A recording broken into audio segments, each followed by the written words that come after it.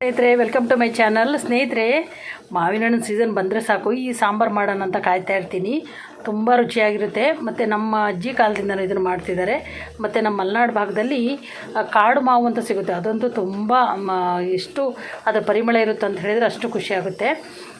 ಇದಕ್ಕೆ ನಾನೀಗ ಸದ್ಯಕ್ಕೆ 4 ಮಾವಿನ ಹಣ್ಣನ್ನು ತಗೊಂಡಿದ್ದೀನಿ.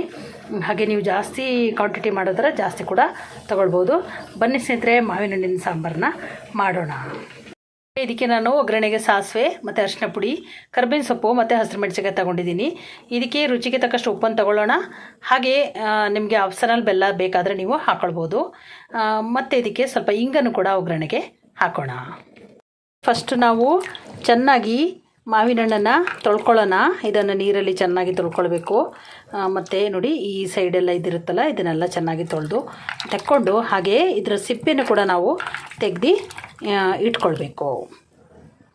ಇದರಲ್ಲಿ ನಾವು ಹಸಿರು ಮೆಣಸಿನಕಾಯಿ ಮತ್ತು ಉಪ್ಪನ್ನು ಹಾಕ್ಕೊಂಡು ಇದನ್ನು ಚೆನ್ನಾಗಿ ಹೀಗೆ ಕಿವುಚಿ ಇದರ ರಸವನ್ನು ತೆಕ್ಕೊಳ್ಳೋಣ. ಸಿಪ್ಪೆಯಲ್ಲೂ ಕೂಡ ಚೆನ್ನಾಗಿ ಕಿವುಚಿ ರಸವನ್ನು ತೆಕ್ಕೊಳ್ಳೋಣ. ಮತ್ತೆ ಬೇಕಾದರೆ ನಾವು ಸಿಪ್ಪೆಯನ್ನು ತೆಗೆದು ಸಪ್ರೇಟಾಗಿಟ್ಟು ಇದನ್ನು ಮಾಡ್ಕೊಳ್ಬೋದು. ನಾವು ಚೆನ್ನಾಗಿ ಕಿವುಚಿ ಇದರಲ್ಲಿ ಸಿಪ್ಪೆಯಿಂದ ನಾವು ಸ್ವಲ್ಪ ನೀರು ಹಾಕ್ಕೊಂಡು ಕಿವುಚ್ಕೊಂಡು ರಸವನ್ನು ತೆಕ್ಕೊಳ್ಳೋಣ. ಹಾಗೆ ಹಸಿರು ಮೆಣಸಿನಕಾಯಿ ಮತ್ತು ಉಪ್ಪು ಕೂಡ ಇದರ ಜೊತೆಗೆ ಚೆನ್ನಾಗಿ ಖಾರ ಬಿಟ್ಕೊಳ್ಳೋ ಹಾಗೆ ನಾವು ಕಿವುಚಿ ಇದನ್ನು ತೆಕ್ಕೊಳ್ಬೇಕು. ನೋಡಿ, ರಸವನ್ನು ತೆಗೆದು ರೆಡಿ ಮಾಡ್ಕೊಂಡಿದ್ದೀನಿ. ಇದರಲ್ಲಿ ತಿರುಳು ಮತ್ತು ಒಳಗಿನ ಗೊರಟಿಗೆ ಕೂಡ ಇದರ ಜೊತೆಗೆ ಹಾಕ್ಕೊಂಡಿದ್ದೀನಿ. ಇದಕ್ಕೆ ಒಂದು ಒಳ್ಳೆಯ ಒಗ್ಗರಣೆನ ಕೊಡೋಣ. ಸ್ವಲ್ಪ ಎಣ್ಣೆ ಹಾಕಿ ಅದಕ್ಕೆ ಕರ್ಬೇವಿನ ಸೊಪ್ಪು, ಸ್ವಲ್ಪ ಅರಿಶಿನ ಪುಡಿ, ಸ್ವಲ್ಪ ಇಂಗು, ಸಾಸಿವೆ ಹಾಕಿ ನಾವು ಒಗ್ಗರಣೆನ ರೆಡಿ ಮಾಡ್ಕೊಳ್ಳೋಣ. ಇದಕ್ಕೆ ನಾವು ಒಗ್ಗರಣೆಗೆ ಇದನ್ನು ಬೆರೆಸ್ಕೊಳ್ಳೋಣ.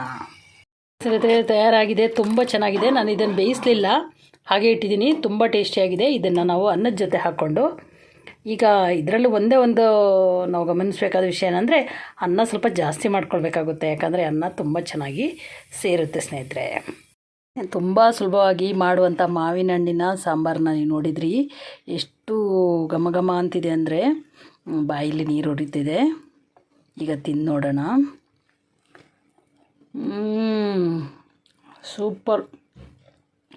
ಈ ಥರ ಸಾಂಬಾರಿದ್ದರೆ ಎಷ್ಟು ಬೇಕಾದರೂ ಅನ್ನ ಊಟ ಮಾಡ್ಬೋದು ಸ್ನೇಹಿತರೆ. ಅಷ್ಟು ಚೆನ್ನಾಗಿದೆ. ನೀವು ಕೂಡ ಮಾಡಿ. ಹಾಗೆ ಹೇಗೆ ಬಂತು ಅಂತ ಹಂಗೆ ಕಮೆಂಟ್ ಮಾಡಿ ತಿಳಿಸಿ. ನಿಮಗಿದು ಇಷ್ಟ ಆದಲ್ಲಿ ಲೈಕ್ ಮಾಡಿ, ಶೇರ್ ಮಾಡಿ, ಹಾಗೂ ಸಬ್ಸ್ಕ್ರೈಬ್ ಮಾಡ್ಕೊಳ್ಳಿ ಸ್ನೇಹಿತರೆ. Thank you so much. Healthy food with Geetanjali.